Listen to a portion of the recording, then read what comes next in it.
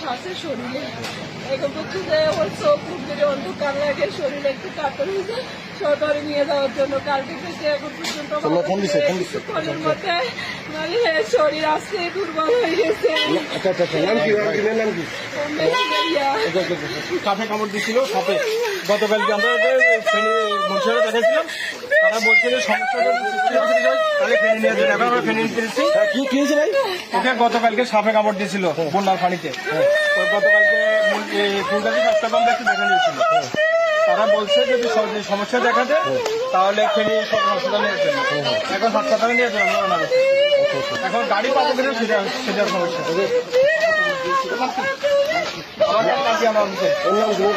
ওর নাম হচ্ছে